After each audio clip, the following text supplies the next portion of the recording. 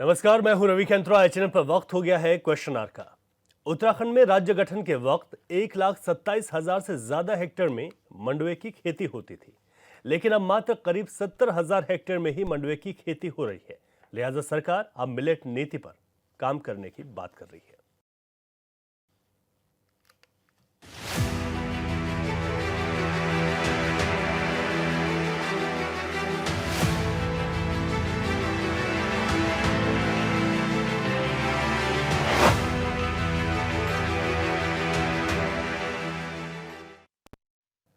साल 2023 में उत्तराखंड सरकार ने मिलेट्स मिशन लॉन्च किया था, जिसके तहत मोटे अनाजों की खेती और खपत को प्रोत्साहित किया जा रहा है। और अब सरकार ने मिलेट नीति पर काम करना शुरू कर दिया। दावा है कि इससे किसानों की आय बढ़ेगी, जिस पर विपक्ष ने सवाल उठाए हैं। मिलेट नीति क्या है, इस रिपोर्ट में देखिए, फिर अपने मेहमानों के साथ चर्चा करेंगे।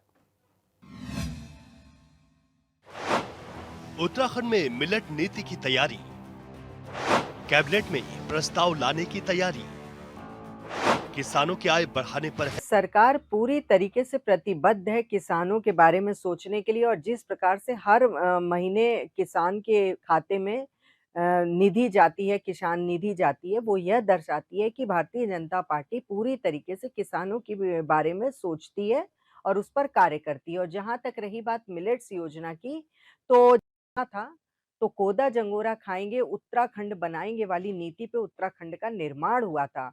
तो ये जो मोटे अनाज के रूप में यहाँ पर मिलेट्स की पैदावार होती है, और यहाँ इससे लोगों को स्वरोजगार में भी काफ़ी फ़ायदा मिलता है, जिससे लोग घर बैठे अपना घर में बैठे-बैठे अपना घर का पालन कर सकें। पहले 1,27,733 हेक्टेयर में होती थी मंडुवा की खेती। अब 68,806 हेक्टेयर में हो रही है मंडुवे की खेती। सरकार ने 2023 में मिलेट मिशन किया था लॉन्च। बीते सत्र में 31,500 क्विंटल मंडुवा की खरीदारी। दरअसल देवभूमि उत्तराखंड में मंडुवा, झंगोरा, रामदाना, कौड़ी समेत अन्य छोटी मिलेट फसलें उगाई जाती रही हैं। पर्वतीय जिलों की परिस्थितियों के हिसाब से ये फसलें उपयुक्त हैं। हालांकि गांव से पलायन और मौसम की मार सहित कई कारणों से इन फसलों की खेती का दायरा जा रहा है।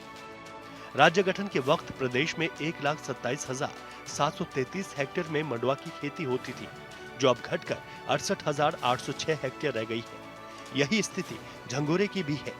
इन आंकड़ों को देखते हुए 2023-24 में मिलेट मिशन लॉन्च किया गया, जिसके बाद पहले सत्र में 20,000 और बीते सत्र में 31,500 क्विंटल मंडुवा की खरीदारी हुई। मिलेट्स योजना जो हमारे यशस्वी प्रधानमंत्री नरेंद्र मोदी जी ने यहाँ पर बात करी थी कि मोटे अनाज की ज़्यादा खपत होनी चाहिए, मोटे अनाज को बढ़ावा देने के लिए कार्यशैली होनी चाहिए, नीतियाँ बननी चाहिए। तो उसी क्रम में हमारे मुख्यमंत्री श्री पुष्कर सिंह धामी जी ने मिलेट्स नीति लाने की बात करी है, और निश्चित रूप से मिलेट्स नीति आने के बाद उत्तराखंड में माताओं, बहनों, लोगों को इसका फ़ायदा होगा। और मोटा अनाज जहाँ से जब स्वरोजगार की तरफ बढ़ावा देने को कार्य करते हैं, उसी प्रकार से मोटा अनाज हमारे शरीर के लिए भी बहुत फ़ायदेमंद होता है। तो मिलेट्स नीति लाने के पीछे सबसे बड़ा प्रयोजन हमारे उत्तराखंड का विकास भी है, उत्तराखंड की पहल भी है। और जहाँ तक रही बात जंगली जानवरों से फसल नष्ट होने की, तो उसको लेकर हमारी सरकार पूरी तरह से गंभीर है और उस पर कार्य हो रही है। जब मिलेट्स नीति आएगी, तो इन सब चीज़ों को भी, पहलुओं को ध्यान में रखा जाएगा और ध्यान केंद्रित करते हुए ही हर नीतियों को यहाँ पर धरातल पर लाया जाए। किसानों से 42.90 रुपए प्रति किलो की गई खरीदारी। मंडुवा एकत्र करने पर समूह को 300 प्रति क्विंटल राशि। बीज, बायो फर्टिलाइजर पर 80% तक अनुदान। मिलेट की खेती पर किसानों को दिया जाएगा प्रशिक्षण। किसानों से मंडुवा 42 रुपए 90 पैसे प्रति किलोग्राम की खरीद की गई। उसी मिशन को देखते हुए अब सरकार मिलेट नीति पर विचार कर रही है, जिसमें यह प्रावधान की व्यवस्था की गई कि मंडुवा एकत्रीकरण करने वाले समूह को 300 रुपए प्रति क्विंटल और पंक्ति में किसानों को 4,000 रुपए प्रति हेक्टेयर की दर से प्रोत्साहन राशि दी जाएगी। साथ ही बीज, पोषक तत्व और बायो फर्टिलाइजर पर 80% तक अनुदान के साथ ही मंडुवा की उन्नत प्रजातियों के बीज की उपलब्ध कराने और किसानों को प्रशिक्षण भी दिया जाएगा। झंगोरा, सांवा, कौड़ी समेत अन्य मिलेट फसलों पर प्रोत्साहन राशि दी जाएगी। मैं तो समझता हूँ कि ये कांग्रेस की नीति को आगे बढ़ाने का काम सरकार कर रही है, मुझे खुशी है इस बात की। आपको ध्यान होगा कि हम सरकार में रहें चाहे न रहें, हम स्थानीय स्तर पर और ख़ास करके पहाड़ी उत्पादों को पूरे विश्व में एक पहचान मिले, उसके लिए प्रयासरत रहते ही हैं। मंडुआ समेत मिलेट फसलों को मिलेगा बढ़ावा। बीज, सूक्ष्म तत्वों की आपूर्ति से बढ़ेगा उत्पादन।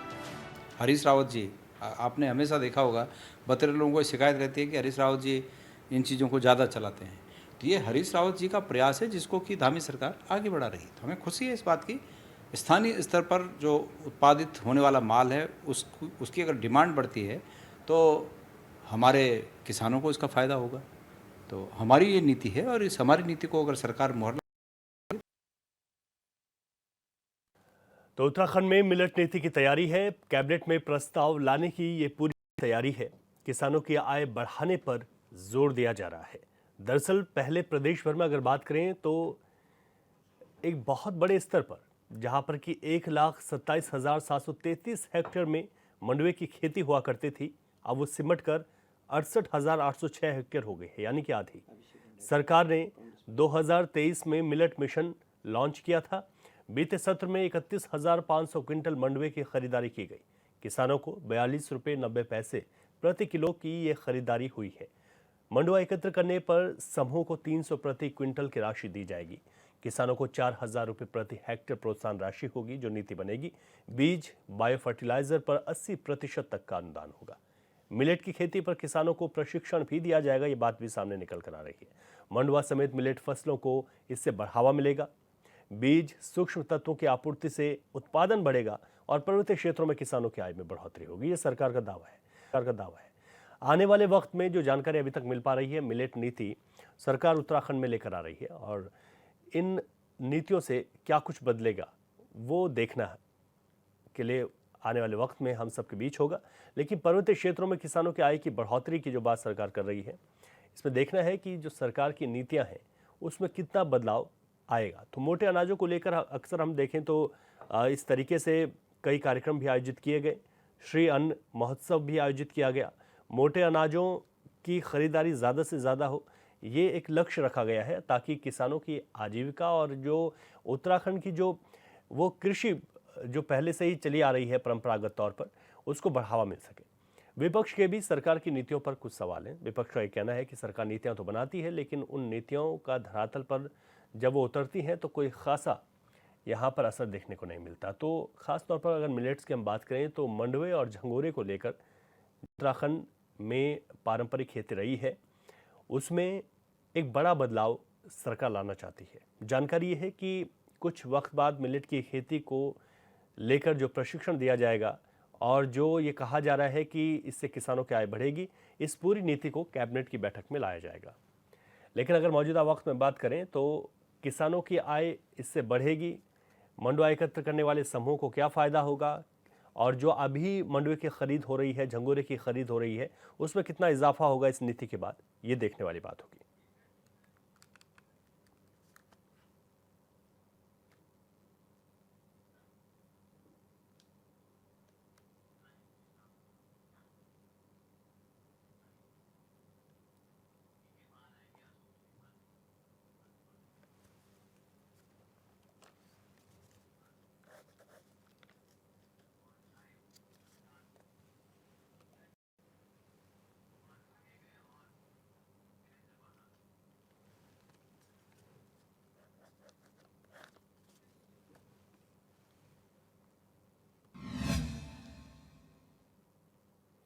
तो क्वेश्चन आवर में आपने रिपोर्ट देखी। दरअसल सरकार ने 2023 में मिलेट मिशन लॉन्च किया था और अब जानकारी ये मिल रही है कि मिलेट्स को लेकर सरकार एक नीति प्रदेश में लाने जा रही है, जिससे सीधे तौर पर यह कहा जा रहा है कि किसानों को ज्यादा फायदा देखने को मिलेगा। इसी बात को लेकर आज चर्चा करेंगे कि सरकार इस नीति को लाती है तो कितना बदलाव होता, साथ ही साथ विपक्ष का इस पर क्या कुछ कहना है। हमारे साथ स्टूडियो में कांग्रेस से अभिषेक भंडारी जी मौजूद हैं। अभिषेक जी, आपका बहुत स्वागत है। वर्चुअली हमारे साथ भारतीय जनता पार्टी के प्रवक्ता राजेश बिष्ट जी जुड़े हुए हैं। बिष्ट जी, आपका बहुत स्वागत है आज की चर्चा में। हरीश मैखुर जी हमारे साथ वरिष्ठ पत्रकार वर्चुअली जुड़े हैं, आपका बहुत स्वागत है। और हमारे साथ आम आदमी पार्टी के प्रवक्ता DK पाल जी वर्चुअली जुड़े हुए हैं। पाल साहब, आपका बहुत स्वागत है। सबसे पहले भारतीय जनता पार्टी से हमारे साथ राजेश बिष्ट जी हैं। बिष्ट जी, 2023 में मिलेट मिशन लॉन्च किया और अब जानकारी के मुताबिक हम कह रहे हैं कि बहुत जल्द मिलेट्स नीति पर सरकार काम करेगी और कैबिनेट में इसे लाया जाएगा और इससे बहुत बड़ा बदलाव आएगा। क्या तैयारियां हैं आप लोगों की इन मोटे अनाजों को विश्व स्तर पर पहुंचाने के लिए और यहाँ के लोगों को कितना फायदा होगा अगर मिलेट नीति आती है तो?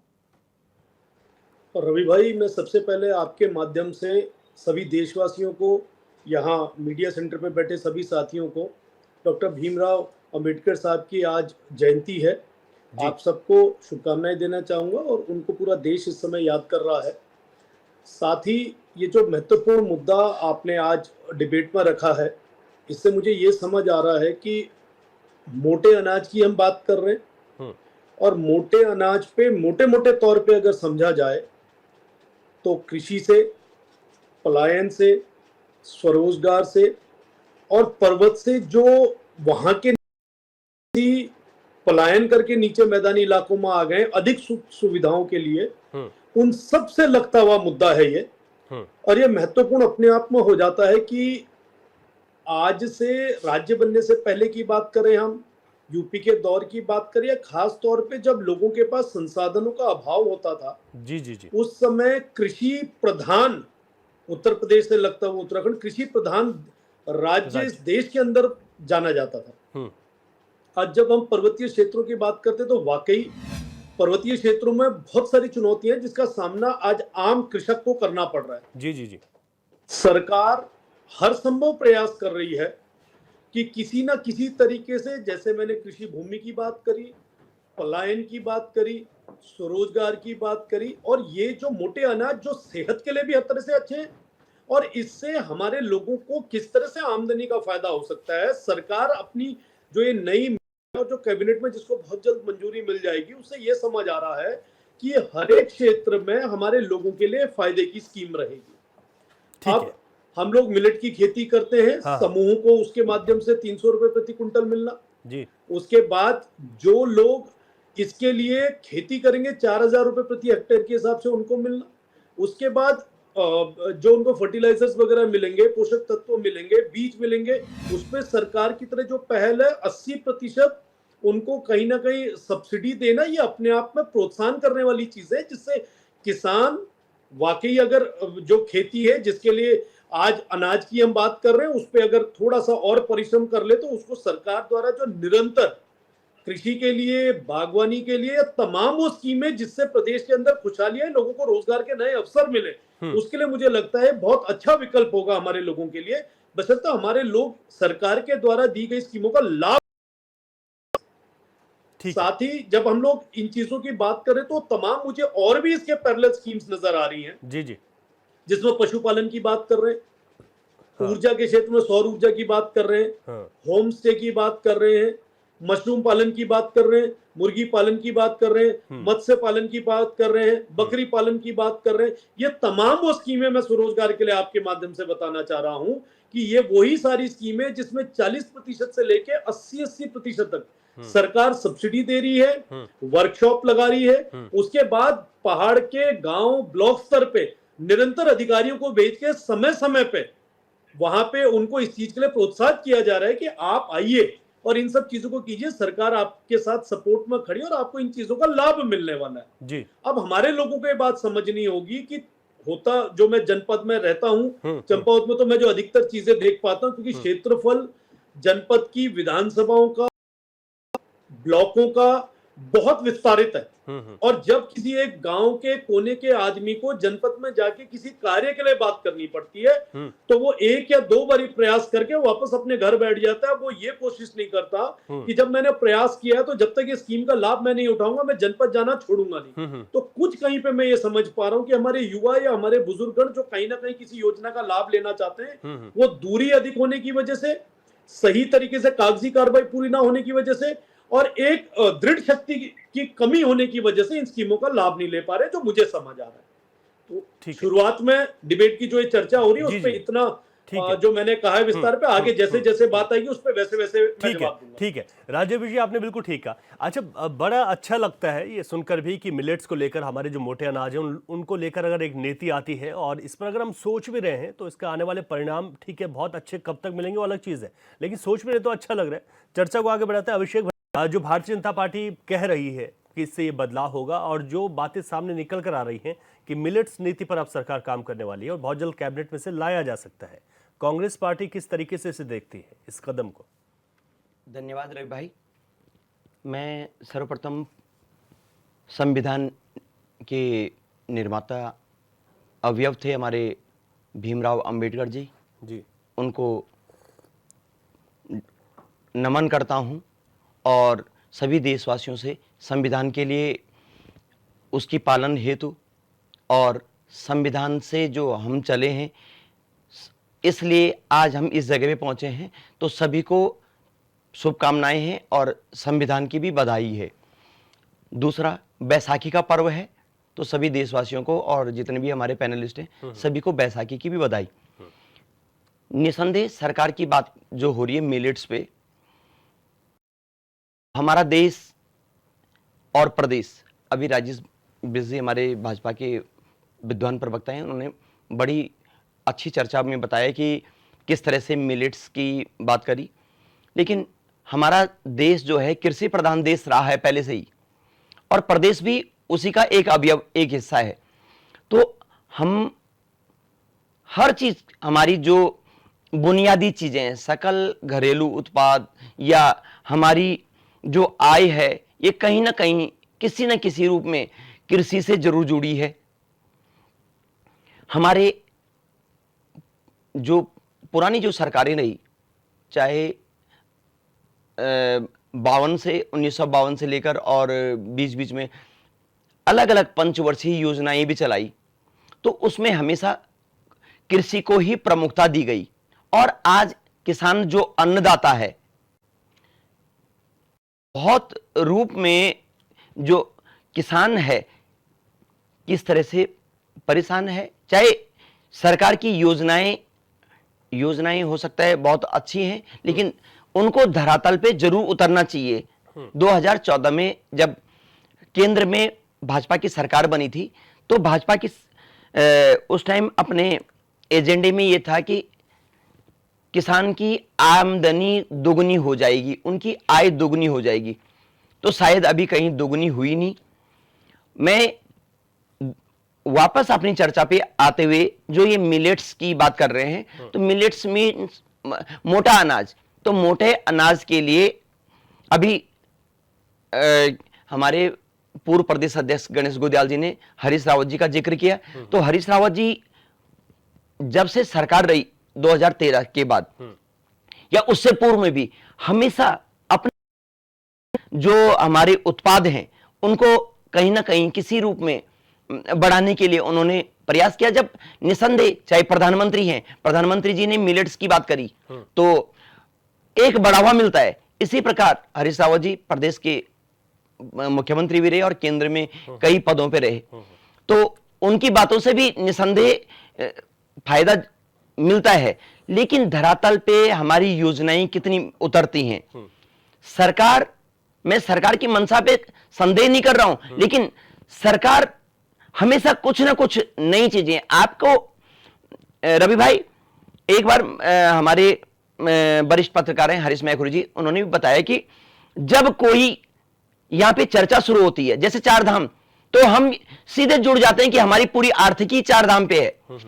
जब हमारे यहाँ पे ओलंपिक का कोई या कोई खेल का आयोजन होता है तो हमारी आर्थिकी उस, या हमारा अगर क्या कहते हैं सोलर सिस्टम है तो उस पे हमारी आर्थिकी जुड़ जाती है। हमारे जो नीति निर्धारक हैं, मैं ब्यूरोक्रेट्स की बात नहीं कर रहा हूं, हमारे जो नीति निर्धारक हैं, हमारे जो नेतागण हैं, वरिष्ठ नेतागण हैं जो सरकार में हैं या जो विपक्ष में, सब लोग आपस में मंथन जरूर करें कि हमें अपनी प्रदेश को एक जो जिसके नाम से प्रदेश जाना जाए, देवभूमि जरूर माना जाता है।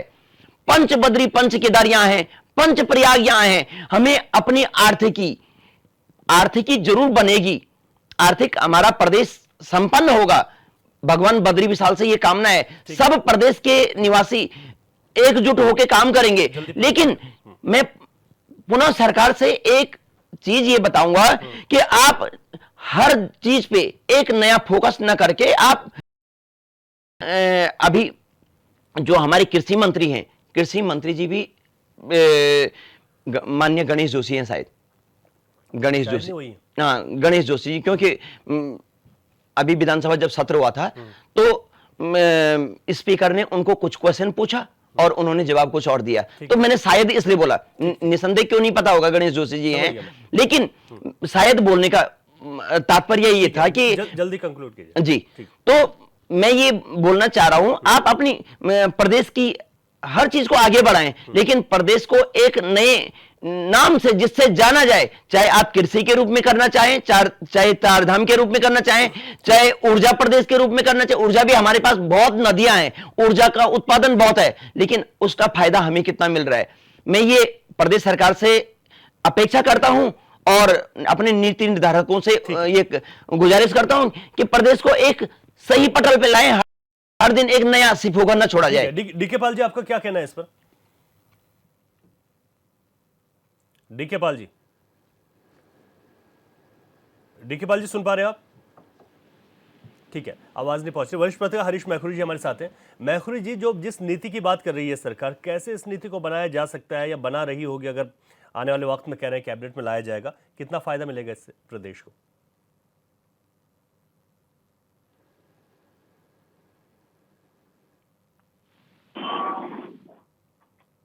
ठीक है, हरीश मैखुरी जी तक आवाज नहीं पहुंच पा रही है। एक बार मिल रही है आपको आवाज मैखुरी जी? ठीक है, आवाज नहीं मिल पा रही। यहाँ पर सभी मेहमानों को रोकते हैं, एक छोटे से ब्रेक के लिए रुकते हैं, उसके बाद हमारी चर्चा जारी है। छोटे से ब्रेक के लिए यहाँ पर रुक रहे हैं, चर्चा हमारी जारी है। सरकार ने 2023 में मिलेट मिशन लॉन्च किया, उसके बाद अब नीति की बात हो रही है। इसको लेकर हमारे साथ जो तमाम पैनलिस्ट बैठे हैं, उनकी क्या कुछ राय है, उस पर अपनी चर्चा जारी रखेंगे। छोटा सा ब्रेक।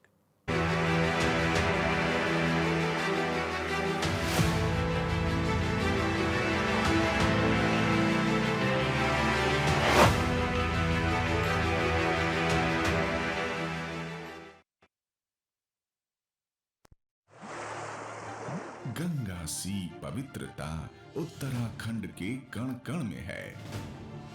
HNN 24/7 जुनून सच दिखाने का। मुख्यमंत्री पुष्कर सिंह धामी के कुशल नेतृत्व में उत्तराखंड के विकास की अनवरत यात्रा जारी है। उत्तराखंड को आत्मनिर्भर बनाने के लिए मुख्यमंत्री स्वरोजगार योजना वरदान बन रही है। पौड़ी की सुमन देवी, हरिद्वार की दीपाली आज नौकरी की तलाश करने वालों में नहीं, बल्कि रोजगार देने वाले उद्यमियों में शामिल हैं, और ये संभव हो पाया है मुख्यमंत्री स्वरोजगार योजना से। सुमन देवी के स्वरोजगार पंख लगाए MSY योजना ने। पहाड़ में हिल्स फूड्स प्रोडक्ट नाम का ये उद्यम कई महिलाओं के लिए उम्मीद की किरण बन रहा है। स्थानीय उत्पादों की प्रोसेसिंग से न सिर्फ इनकी बर्बादी कम हुई है, बल्कि किसानों को पहले से बेहतर दाम मिल रहा है। मेरा नाम सुमन देवी है। मैंने मुख्यमंत्री स्वरोजगार योजना के अंतर्गत लोन लिया और उससे मैं काफी लाभान्वित हुई। मैं सभी प्रकार के जूस, जैसे माल्टा का जूस, बुरांस का जूस, आंवले का जूस और सभी प्रकार के अचार और चटनियाँ बनाती हूँ।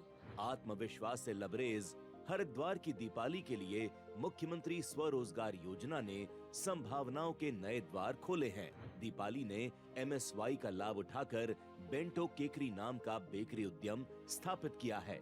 मेरा नाम दीपाली भार्गव है। मैं हरिद्वार उत्तराखंड में अपनी बेकरी रन कर रही हूँ, जिसका नाम है बेंटो केकरी, जिसके लिए मैंने MSY का लाभ उठाया है। यूथ से ये कहना चाहती हूँ कि वो भी इस चीज़ का लाभ उठाएं, रोजगार दें, जैसे मैंने यहाँ पे 7-8 बंदों को रोजगार दिया है। मुख्यमंत्री स्वरोजगार योजना के तहत अब तक 35,721 आवेदन प्राप्त हुए हैं, जिनमें से 32,350 उद्यमों के लिए ऋण जारी किया गया है। ये आंकड़े इस बात के गवाह हैं कि उत्तराखंड में स्वरोजगार की यात्रा निरंतर आगे बढ़ रही है। स्वरोजगार का सपना हुआ साकार, मुख्यमंत्री स्वरोजगार योजना बनी वरदान।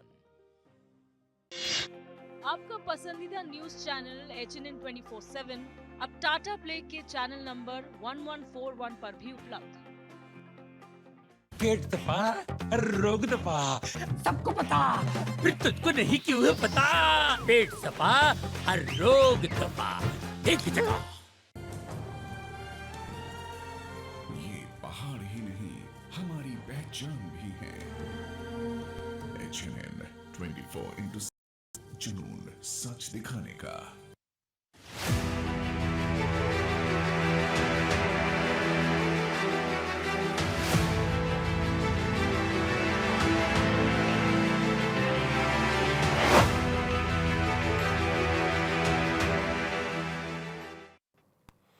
ब्रेक के बाद एक बार फिर आपका स्वागत है। प्रदेश में जो कि उत्तराखंड की अगर हम खास तौर पर बात करें, यहाँ पर मोटे अनाजों के लिए अगर सरकार सोच रही है तो ये बहुत अच्छा है, लेकिन वो नीति क्या होगी इसे भी देखना है, क्योंकि बीते सत्र में अगर बात करें तो 31,500 क्विंटल मंडुआ की खरीदारी हुई और किसानों को इससे फायदा हुआ। एक बार फिर से हमारे साथ वरिष्ठ पत्रकार हरीश मैखुरी जी हैं। मैखुरी जी, जिस तरीके से सरकार बात कर रही है कि मिलेट नीति लेकर आ रही है, कैबिनेट में इसे लाया जाएगा, लेकिन क्या लगता है कि जो नीति होनी चाहिए हमारे मोटे अनाजों के लिए उत्तराखंड में, क्या उसी पर काम हो रहा होगा? जो लोग जानकार हैं वो इसी आधार पर नीति तैयार कर रहे होंगे। असल में जो हमारी कृषि विधा थी जी, और जो कृषि विधा थी हमारी, जी जी, तो वो बहुत समृद्ध विधा थी, परंपरागत विधा थी, और उसके साथ पशुपालन साथ में जुड़ा हुआ था। और ये ऋषि मुनियों की परंपरा थी, माने हजारों साल पुरानी परंपरा है, बल्कि लाखों साल कहें तो कोई इसमें अतिशयोक्ति नहीं जी। तो उसमें भारत की मौसम के अनुसार, भारत की ऋतुओं के अनुसार, भारत में बारिश के अनुसार, भारत में जो हमारे उस पर निर्भर पशु पक्षी हैं उनके हिसाब से खेती करने की विशेष विधा थी। और ये सभी विद्यालयों में कृषि विषय अनिवार्य रूप से पढ़ाया भी जाता था। अब उसके बाद भारत में हरित क्रांति आई। हरित क्रांति में जो है, जो यूरिया था, गोबर हटा के सारे देश को ये पढ़ाया गया कि गोबर हटाओ, ये ठीक नहीं है। यूरिया ने धीरे धीरे पूरे भारत की खेती को बंजर बना दिया है, और हमारी जैविक खेती जो है पूरी तरह से यूरिया और पेस्टिसाइड्स पर निर्भर हो गई। तो अब जब उसके रिपरकशंस आने लगे, उस पर दुष्प्रभाव आने लगे, कैंसर लोगों को होने लगा, चर्म रोग लोगों को होने लगे, अल्सराइटिस होने लगा, गैस्ट्राइटिस होने लगा, और अब तो एक बड़ा कारण पता चला कि जो शुगर है वो ज्यादातर चावल और गेहूं के कारण हुआ है लोगों को, डायबिटिक जो जितने भी पेशेंट हुए हैं। तो अब जाके पूरी दुनिया का ध्यान गया कि यार जो हमारे परंपरागत अनाज थे उनको तरफ लौटना पड़ेगा। ये तो हमारे जो ये मॉडर्न फसलें हैं वो तो हमारी नस्लें बर्बाद कर दी जी। तो इसी कारण भारत के प्रधानमंत्री आदरणीय नरेंद्र मोदी जी ने भी मिलेट्स पर बड़े बड़े व्याख्यान पिछले दिनों दिए हैं। वो पूरे देश में चर्चा का विषय बना। मिलेट्स पे उत्तराखंड सरकार ने भी सम्मेलन किया, सरकार का भी ध्यान जा रहा है जी। लेकिन हमारे यहाँ जो मिलेट्स हैं परंपरागत रूप से वही भोजन था हमारा, कोणी, झंगोरा, कोदा, मंडवा और रागी और चुवा जिसको हम बोलते हैं, रामदाना, और जो हमारे सब्जियां थी अरबी वगैरह जितने होते थे, और मेदा महामेदा जिसको तैड़ू बोलते हैं पहाड़ में, बड़ा होता था ये। जी जी जी। और जो हमारे फल भी थे वो जैविक फल थे, फल उद्यान भी हमारे टोटल जैविक थे। अब तो उनमें भी पेस्टिसाइड्स छिड़कते हैं। सेब को द बॉल ऑफ पॉइजन कहा गया है, इतना ज्यादा उसमें छिड़काव होता है। जब फूल आते हैं तब छिड़काव, जब फल आते हैं तब छिड़काव, जब पकने लगते हैं तब छिड़काव, तो वो पॉइजन का बॉल हो गया है सेब अब। तो कुछ इससे यदि हम लोग अपनी परंपरागत खेती की तरफ को जाएं, वहां अरब में भी जो है ना, पहले खूब उन्होंने वो पेस्टिसाइड्स डाल के कुछ उगाने का प्रयास किया, जब बाद में देखा खजूर भी उन लोगों का बर्बाद हो गया, तो अब भारत से जो है 15 लाख टन गोबर हर साल अमेरिका जा रहा, वो अरब देशों को जाता है जी। शिप में जाता है बाकायदा, और कच्चा गोबर जाता है, वहीं जाके वो प्रोसेस्ड होता है। तो इतनी ज्यादा महत्ता हमारे गोबर की थी। अब लोगों ने गायें काटने को दे दी, भैंस काटने को दे दी, बैल काटने को दे दी, तो इसलिए जो है फसलें अब मनुष्यों को काटने आ रही है, इसलिए रोग बढ़ रहे हैं। तो इसलिए परंपरागत फसलों की ओर यदि हमारा ध्यान जा रहा है तो ये बड़ा अच्छा है। लेकिन जो हमारा मंडवा है उसको लोग बोना बंद कर दिए हैं।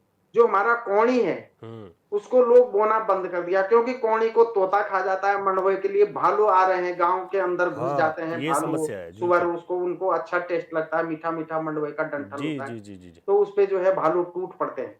तो उनसे भी रक्षा के उपाय सरकार को करने होंगे, तब जाके हमारी मिलेट्स की फसलें आगे बढ़ती हैं। ऋषि मुनियों की परंपरा की फसलें हैं जो 100 साल हमको जीवित रखती थी, एक एक लाख ऋषि मुनि जीवित रहते थे, तो सब इन्हीं फसलों और इन्हीं दवाइयों पर रहते थे। उस पर जाने की आवश्यकता है। बहुत महत्वपूर्ण बात कही है सर आपने कि सरकार बात कर रही है, लेकिन जो हमारे सामने चुनौतियां हैं उससे हम कैसे निपटेंगे, इस पर भी काम करना होगा सरकारों को। डीके पाल जी, आवाज मिल पा रही है आपको? जी भाई साहब, जी आवाज मिल रही है मुझे। ठीक है डीके पाल जी, अब सरकार कह रही है कि जो हमारी खेती है, जो मिलेट्स हैं, उन पर काम कर रहे हैं और एक नीति आ सकती है बहुत जल्द प्रदेश में। क्या कहना है आम आदमी पार्टी का इस पर? देखिए, मैं तो यही कहूँगा, सबसे पहले तो आदरणीय मैखुरी जी अपनी बात, मैखुरी जी थे या कोई और थे? जी नहीं मैखुरी जी हैं, हरीश मैखुरी जी। हाँ, आदरणीय हरीश मैखुरी जी ने अपनी बहुत पहाड़ को, क्योंकि मिनट्स को लेकर के बात हो रही है, मोटे अनाज को लेकर बात हो रही है जी, और तमाम जब मोटे अनाज की बात होती है तो पहाड़ के तमाम रूप से आती है जी। और जो बात मैखुरी जी ने कही है, निश्चित रूप से मैं उस बात से संबंध रखते हुए सरकार पर निश्चित रूप से सवाल खड़े करता हूँ कि जब पहाड़ के किसानों की बात आती है तो 5 सांसदों जो हमारे हैं राज्य के अंदर, वो गहरी नींद में चले जाते हैं या वो कुंभकर्ण की नींद सोए हुए नजर आते हैं। और अगर विधायकों की भी बात करें, अपने घटते हुए विधायकों की बात करूं मैं, जो लगातार परिसीमन के उसमें तमाम चीजों में घट रहे हैं, तो अगर उनकी भी बात करूं तो कोई भी विधायक किसी भी किसान की किसी भी प्रकार की परेशानियां हैं जो जिस परिस्थिति से गुजरता है उससे अनभिज्ञ है, जानकारी उनको नहीं है। क्योंकि देखिए, हमारे राज्य का किसान अगर हम मिनट की बात करें, मोटे अनाज की बात करें, तो सीधे सीधे पहाड़ की बात होगी। और निश्चित रूप से नया प्लेन का तराई कर मैदान का किसान तो सक्षम है हर चीज से और अन्नदाता है हमारा, कोई इसमें। लेकिन जब पहाड़ के किसान की बात आती है तो उनके खेतों की तारबाड़ी आज तक नहीं हो पाई है सांसदों के माध्यम से। तो वो बेचारे क्या तो फसल बोएंगे, क्या उगाएंगे और क्या बनाएंगे और क्या वो आगे बेचेंगे। होना तो ये चाहिए था हिमाचल की तरफ पर कि मोटे अनाज की फसलों को बहुत बढ़ावा दे करके और तराई के जो शहर है, जिले हैं और आसपास के जो वहां पर उनको जो है ना सप्लाई किया जाना चाहिए था। और दूसरे नंबर पर जब किसान वहां पर फसल की बात करते तो किसके भरोसे है? पानी की व्यवस्था सरकार के माध्यम से आज तक कोई हुई नहीं है। नदी किनारे, गंगा किनारे तमाम जितने भी हमारे गांव गदेरे हैं, उनके द्वारा भी हम किसानों को पानी देने में अक्षम रहे। वहां से कोई किसी भी प्रकार की चीजों को हमने मशीनरी का उपयोग नहीं किया किसान के लिए, ऊपर के पहाड़ के किसान के लिए। केवल भगवान भरोसे, पानी भरोसे, बारिश भरोसे हमारे पहाड़ का किसान बेचारा जूझ रहा है और खेती को बंजर देख रहा है अपनी आंखों से। तो ये दुर्भाग्यपूर्ण है। आप नीति लाइए, नीति में एक बात जोड़ दीजिए आम आदमी पार्टी की सलाह के साथ, ये सबसे पहले अगर किसानों को सक्षम बनाना है, उनकी फसलों को सुदृढ़ बनाना है, मजबूत बनाना है, उनको बीज फ्री दो या ना दो, कोई बात नहीं, लेकिन उनके खेतों की तारबाड़ी जरूर कर दीजिए सबसे पहले तो। क्योंकि वो फसल बोते हैं, थोड़े से गुड़ उसमें बीज आते हैं, पूरी फसल ऊपर को निकल के आती है और जंगली जानवर उसको चट कर जाते हैं। तो भाई क्या फायदा उस किसान को मजबूत करने का जब आप उसके खेतों की तारबाड़ी को मजबूत नहीं कर रहे, उसके खेतों को मजबूत नहीं कर रहे। फिर चकबंदी ने हमारे सिर पे एक पहाड़ तोड़ा हुआ है, जो न कोई मंत्री, न कोई सांसद, न कोई मुख्यमंत्री सरकार हमारे उत्तराखंड की चकबंदी पर किसी भी प्रकार का कोई विचार विमर्श कर रहे हैं। तो भाई कौन सी नीति आप ला रहे हैं? ठीक है, आप कह रहे हैं कि अगर आप नीति, ठीक है, आप कह रहे हैं कि अगर आप नीति लेकर आ रहे हैं, लेकिन जो चुनौती ने क्या किया ये बहुत महत्वपूर्ण है। राजीव जी, चुनौतियां बहुत हैं। ये तो बहुत अच्छा सुखद लगता है कि हम मोटे अनाजों की तरफ जाएं और आज तो बहुत ज़्यादा डिमांड भी है। श्री अन्न महोत्सव भी आपकी सरकारें जो है पूरे प्रदेश देश भर में मना रही हैं। और मिलेट्स को लेकर जब हम बात करते हैं तो सब लोगों को ये बहुत अच्छा संकेत लगता है कि अगर ऐसा होगा तो हमें अपने जो खेती है, जो पारंपरिक जो चल रहा था, जो आज कहीं विलुप्त होने की कगार पर पहुंच गया या बहुत कम हो गया, उसे हम बचा पाएंगे। लेकिन हमारे सामने चुनौतियां बहुत हैं, जानवरों की चुनौतियां हैं, पानी की चुनौती है, वहाँ पर पलायन हो गया है, गांव के गांव खाली हो गए, वहाँ तक लोगों को पहुँचाना, अच्छे बीज देना, खाद देना, इन तमाम चीज़ों को लेकर सरकार की क्या कोशिशें रहेंगी, कैसे हम शुरुआत कर पाएंगे? क्योंकि जो आंकड़े हैं वो ये बताते हैं कि आज हम जहाँ मंडुवे की खेती जिस स्केल पर हो रही थी वो आज ठीक आधी हो गई है, और आज भी बहुत कम जगह पर हो रही है। और कई जिलों में अगर हम ऊपरी इलाकों में देखें कि जहाँ पैदावार अच्छी थी लेकिन अब लोग नहीं है वहाँ, तो इन चुनौतियों को हम कैसे निपटेंगे? तभी तो हम इस जो आप नीति लाएंगे या जो आप लोगों की सरकार की कोशिश है उसमें सफल हो पाएंगे। रवि भाई देखिए, नीति किसी भी काम को करने के लिए बहुत जरूरी होती है। उसी प्रकार से पहाड़ में आज हम तारबाड़ की बात कर रहे हैं, आज हम किसी तरह की ऐसी व्यवस्था की बात करें जिसमें जंगली जानवरों को रोका जाए ताकि वो किसी भी तरह के कृषक की फसल को खराब न कर पाए। लेकिन सोचनीय विषय इसके साथ ये भी है कि जिस समय पहाड़ों में गांव आबाद थे पूरी तरीके से, बाढ़ें उस समय भी नहीं हुआ करती थी। किसी तरह की रोक टोक जानवर से करने के लिए लोग गांव में उपस्थित हुआ करते थे, जो बारी बारी से खेतों की देखरेख करते थे और जंगली जानवरों को आने से रोका करते थे। जंगली जानवर पहले भी थे और अब भी है। बिल्कुल। अब किसान के सामने चुनौती क्या है? किसान के सामने चुनौती ये है कि अगर 100 घरों का गांव है तो वहां पे रहने वाले लोग सिर्फ 10। ये चुनौती सबसे ज्यादा सरकार के लिए है। अगर गांव की संख्या पूरी है और जिन गांवों में संख्या पूरी है उनको सरकार ने तारबाड़ दिया है या नहीं दिया है, उन्होंने अपनी खेती को वहां पे सफल बनाया है।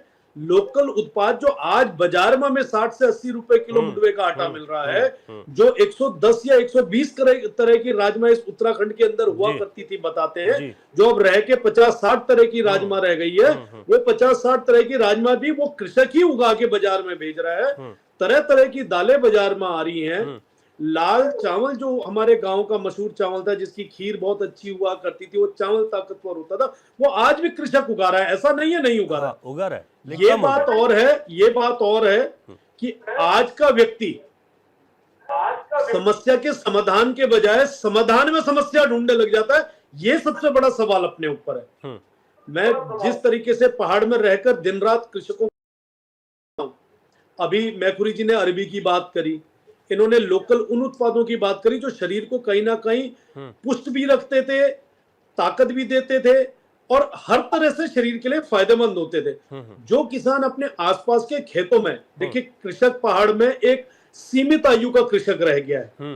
जो युवा 20, 25, 30 साल का, 18 साल का, 15 साल का जो सहायता करता था कृषि में, आज उस आयु का कृषक या उस आयु का बच्चा या उस आयु का वरिष्ठ घर पर नहीं है जो उन बड़े बुजुर्गों की सहायता करे। तो ये पारंपरिक खेती इस कारण से भी कम होती जा रही है। हमारे आसपास के इलाकों में मैंने कई जगहों पे देखा है, जिला चंपावत की बता रहा हूँ, 10 गांव ऐसे हैं जो बेहतर खेती कर रहे हैं। उनके सारे अनाज, धनिया से लेके, अरबी से लेके, मटर से लेके, आलू से लेके, जो तरह तरह के समय समय पे होने वाले जो उपज है, वो बाजार में लोकल दुकानों में कम रेटों में मिल रहे हैं। और वही सामान जब हल्द्वानी से ऊपर पहुंच रहा है, जो यूरिसाइड्स के थ्रू आ रहा हो, वो सारी चीजें जब ऊपर पहुंच रही है, उसके दाम दुगने और स्वाद नहीं है उसके बाद भी नहीं है। तो मैं ये समझता हूं हमारे कृषकों को भी कहीं ना कहीं सरकार की नीतियों का लाभ उठाना चाहिए। और जब तक एक युवा पीढ़ी है वो जब तक पहाड़ में रिवर्स पलायन नहीं करेगा, ये कृषि के लिए बहुत बड़ी चुनौती उस कृषक के लिए भी है और वही सरकार के लिए भी। क्या इस नीति में हम ऐसा माने कि कुछ ऐसी चीजें जरूर होंगी कि जो युवा हैं उनको लुभाएंगी, रिवर्स पलायन करने के लिए उनको अब यहाँ पर कोशिश रहेगी, या इतना उनको वहां पर इन तमाम चीजों से मिल जाए कि उनको इधर उधर ना भटकना पड़े, तो इस तरीके की नीति आएगी? रवि भाई देखिए, नीति सरकार ने जब भी बनाई है, भारतीय जनता पार्टी की सरकार ने, माननीय पुष्कर सिंह धामी जी का सिर्फ एक और एक संकल्प है। वो संकल्प है कि प्रदेश के अंदर पलायन रोका जाए, कृषि को बढ़ावा मिले, बागवानी को बढ़ावा मिले, लोकल संसाधनों से, चाहे जड़ी बूटियों के माध्यम से बढ़ावा मिले, के माध्यम से मिले, बकरी पालन से मिले, मुर्गी पालन से मिले, बागवानी से मिले, होम स्टे के माध्यम से मिले, जैसे मैंने सौर ऊर्जा के बताया प्लांट लगाने से, तमाम एक योजना नहीं रखी है, तमाम वो योजनाएं रखी है जिससे युवा एक योजना के साथ 4 योजनाएं और अच्छी करने की कोशिश करें। पॉली हाउस के काम खोले हुए 80% सब्सिडी दे रही है। दृढ़ निश्चय तो मैंने बनाना होगा ना, संकल्प तो मैंने लेना होगा ना। माननीय मुख्यमंत्री जी स्कीम ही तो दे पाएंगे, उसको इम्प्लीमेंट करना उसी कृषक का काम होगा जो कृषक इस समय पहाड़ में है, जिसे पहाड़ की चिंता है और माननीय मुख्यमंत्री जी के इस योगदान का लाभ उठा सके। ठीक है। अच्छा, कांग्रेस ने एक सवाल उठाया। कांग्रेस ने कहा कि भारतीय जनता पार्टी है जिन्होंने कहा कि किसानों की आय दोगुनी हो जाएगी, तो उन्होंने सवाल किया आपसे, अभी अभिषेक भंडारी जी ने, उन्होंने कहा कि क्या आय दोगुनी हो गई किसानों की? सरकार से लेना होगा, जो कृषक घर में खेती कर रहा है, जो कृषक घर में बागवानी कर रहा है, जो कृषक घर में पशुपालन कर रहा है, जो कृषक जमीन में होम स्टे लगा रहा है, जो व्यक्ति पहाड़ में रह के सौर ऊर्जा लगा रहा है, उन तमाम कृषकों की आमदनी दुगनी हो चुकी है। ये मैं उदाहरण के तौर पे खुद आपको बता रहा हूं, और आप सबको मैं आपके चैनल के माध्यम से निमंत्रण देता हूं कि कभी आप जिला चंपावत के पार्टी विकास खंड के देवीधुरा क्षेत्र में आइए। मैंने अपने गांव में स्टेट लाइव स्टॉक मिशन की स्कीम लेकर, मुख्यमंत्री स्वरोजगार योजना की स्कीम लेके, जिसमें 90% ब्याज मुक्त ऋण लिया है, और मैंने 7.5 लाख रुपए का ऋण लेके 15 गाय वहां पे पशुपालन का काम किया, जिसमें 110 लीटर दूध का उत्पादन मैं आंचल डेयरी को दे रहा हूं, और वो उत्पादन 30 लीटर प्रतिदिन से शुरू हुआ, जो 110 लीटर प्रतिदिन है। उसमें वहां पे पूरा परिवार पल रहा है, वहां पे आसपास में जो माताएं बहनें हमारी दूध निकालने आ रही है, उनको आमदनी हो रही है। जो मैं वहां पे 110 लीटर दूध 35 से 40 के रेट में बेच रहा हूं, 4,000 रुपए प्रतिदिन की आमदनी मेरी हो रही है। तो मैं अपने आप को खुद उदाहरण मान के, ये नहीं कि भारतीय जनता पार्टी को, लेकिन मुझे एक बात का सिर्फ पीड़ा है कि मैं 3 साल देरी से मैंने काम करा, अपने राजनीतिक का जिम्मेदारी की वजह से मैं क्षेत्र में भागता रहा।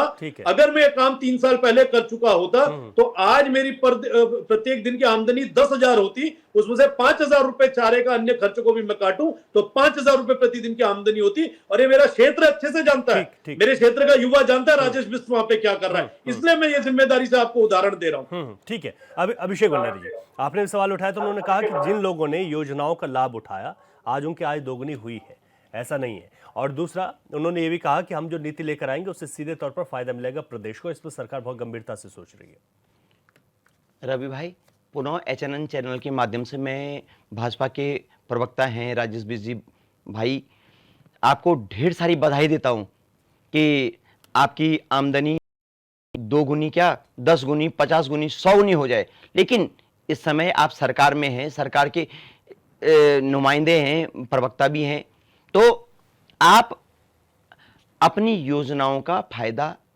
अगर सरकार के आदमी को, एक व्यक्तिगत, चलो आपने आइकन बता दिया, बहुत अच्छी बात है, लेकिन ये हमारी 1.25 करोड़ की लगभग 1.25 करोड़ उत्तराखंड की जनसंख्या है, तो हमने इस तरह की नीति बनानी है कि लगभग हर आदमी तक जो उस छोर में बैठा है, चाहे हम नीति बोलें, चाहे माणा बोलें, चाहे घेस बोलें, चाहे उत्तरकाशी के, चाहे धारचूला के, चाहे पिथौरागढ़ के, राजेश भाई आपके कफड़ा, पाटी, देवीधुरा सब जगह मैं आया हूं, हम भी आए हैं, ऐसा निसंदेह दूरस्थ था, और आज आप अपने उद्योग में आगे बढ़े हैं, आपको ढेर सारी शुभकामनाएं। मैं प्रदेश की हर जनता के लिए यह चाहता हूं कि इस तरह से आगे बढ़ें, लेकिन उसके लिए नीति, अब हम ये बता रहे हैं कि खाली मिलेट्स की बात नहीं है, कोई भी नीति सरकार बनाती है तो धरातल पे उसको उसके इफ एंड बट्स तो होंगे ही होंगे। अभी मैं विधानसभा जब सत्र चल रहा था तो हमारा एक युवा विधायक बद्रीनाथ का लखपत बुटोला, उसने, मैं अभी जो माने उन्होंने एक ये बताया कि किस तरह से जंगली जानवर, उनके यहाँ बंदर और सुअर होते हैं, तो बंदर और सुअरों को कैसे काबू किया जाता है। उन्होंने खाली ये नहीं बताया कि बढ़ गए, उन्होंने सरकार को सुझाव भी बताए कि इनको किस तरह से कंट्रोल किया जाता है। पहले जमाने में जरूर लोग ज्यादा मात्रा में, ज्यादा लोग गांव में होते थे, आज निसंदेह हमारे, आपकी ही नहीं पूरे प्रदेश की इस तरह की स्थिति उत्पन्न हो गई है। पलायन आज 2025 आ गया, मैक्सिमम पलायन होता जा रहा है, और हम पलायन रोकने में, चाहे सरकार किसी की भी हो, विफल हुए हैं। पिछले 7 सालों में तो मैक्सिमम पलायन हुआ है, लेकिन हमें, चलो जो लोग वहां पे हैं, पलायन भाई सकारात्मक पलायन और नकारात्मक पलायन अलग अलग दिशाओं में है। कुछ लोग अपनी आजीविका के, कोई आर्मी में भर्ती हो गया, कोई क्या कहते हैं शिक्षा विभाग में चले गया, कोई स्वास्थ्य में चले गया, कोई अलग अलग विधाओं में चले गए, तो उनका पलायन एक सकारात्मक पलायन है। हम जौनसार साइड में चले जाएं, कई उनसे भी हमें सीख मिलती है, लोग वहां पे रिवर्स पलायन है, बशर्ते हमारे, मैं सिर्फ जौनसार का एक जो क्षेत्र है यहां पे रिवर्स पलायन है काफी हद तक, बशर्ते हमारे ये देहरादून जनपद में है और बाकी जनपद में पलायन रिवर्स नहीं हुआ, पलायन होता जा रहा है। तो सरकार की नीतियां इस तरह से बने, जो लोग कम से कम वहां पे हैं उनको अगर हम सुख सुविधाएं देते हैं, बंदरों से कैसे हम अपनी सुरक्षा करें, जब आदमी कम होंगे जंगली जानवर आएंगे जरूर, बाघ हैं, भालू हैं, पहले हमारे यहां तक भालू नहीं आते थे रुद्रप्रयाग जनपद में, हम जिस जगह थे अब भालू तक आने लग गए इतनी दूर। मैं मैखुरी जी की बात का मानी उसको संबंध करते हुए, क्योंकि हमारे यहाँ कोदा झंगोरा जो होता है मीठा होता है, तो मीठे दूर से आते हैं हम। अच्छा मैं एक लाइन में अगर पूछूं जी, हम मिलेट्स पर बात कर रहे हैं ना, जी, मिलेट्स नीति जो सरकार ला रही है उससे कुछ बदलाव होगा प्रदेश में, या आप लोग का कोई सुझाव है तो वो दे दीजिए। सरकार के लिए सुझाव ये है कि बदलाव मान्य इस नीति से? मैं नहीं, ये मिलेट्स नीति एक आप नाम बदल के नहीं कर सकते। केंद्र सरकार ने अगर एक कोई बहाना बना दिया, कोई वहां पे एक कोई कार्य योजना लागू कर दी, तो माननीय मुख्यमंत्री जी तुरंत यहाँ पे वो चीज लागू होनी शुरू हो जाएगी। अभी खेल की बात होगी, यहाँ पे लागू होनी शुरू हो जाएगी।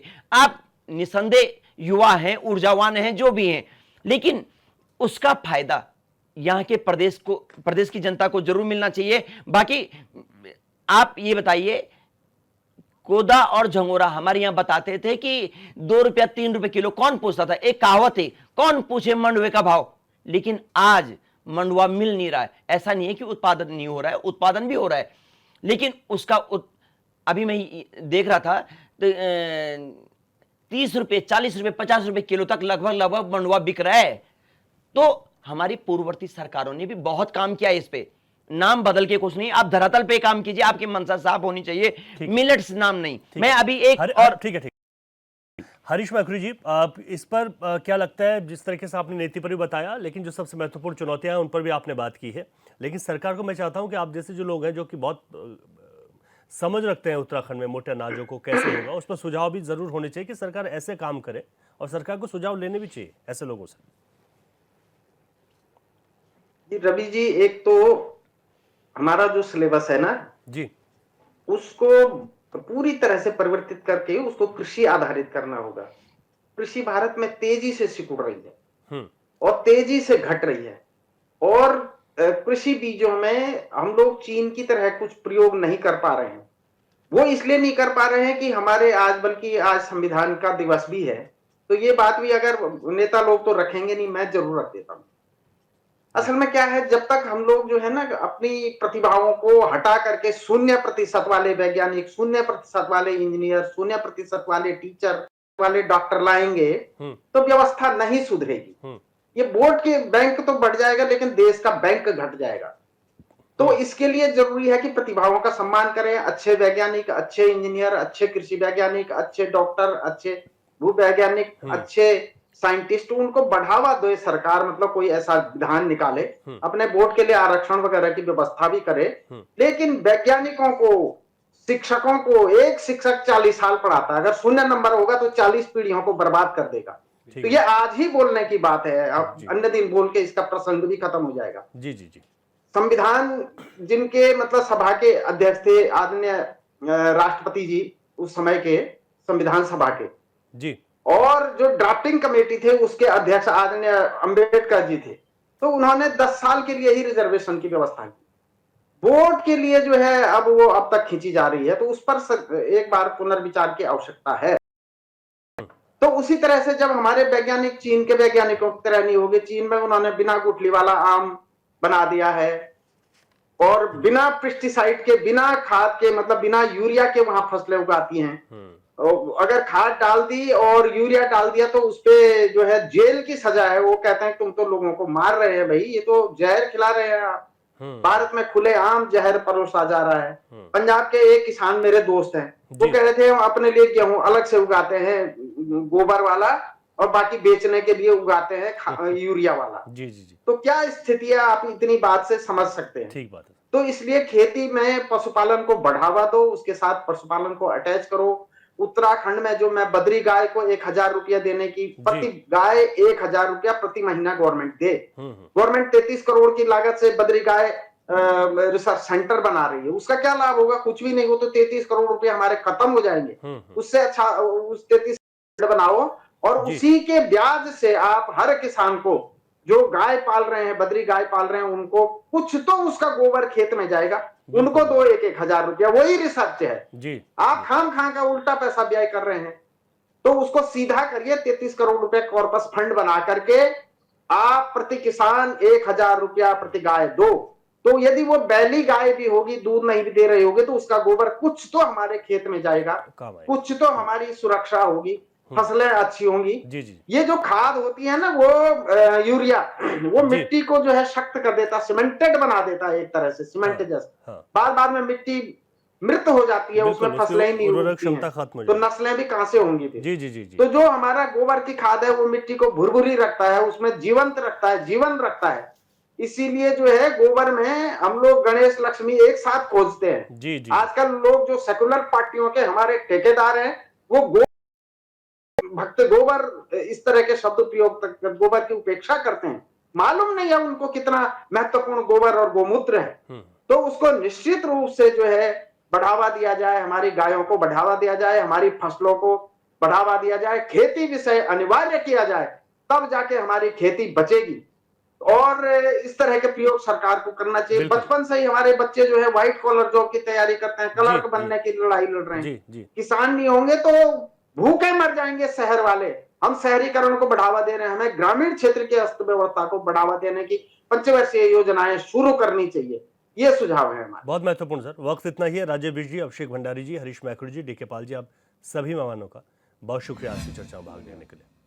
क्वेश्चन आवर में हमने आज बात की मिलेट्स को लेकर। सरकार मिलेट्स को लेकर नीति लेकर आ रही है और बड़ा अच्छा लगता है कि उत्तराखंड के पहाड़ों पर खोती हुई वो खेती, जिसको हम कहीं ना कहीं आज खोते जा रहे हैं, अगर सरकार का रहा तो आने वाले वक्त में हम एक नया उजाला पहाड़ों पर देख सकते हैं। लेकिन वो नीति किस तरीके की सी होगी और वो कारगर कैसे धरातल पर की जाएगी, इसके लिए देखना होगा कि सरकार क्या सोच समझ कर इसको लेकर आ रही है, ताकि हमारे जो मोटे अनाज हैं उनको एक बार फिर से बढ़ावा मिल सके।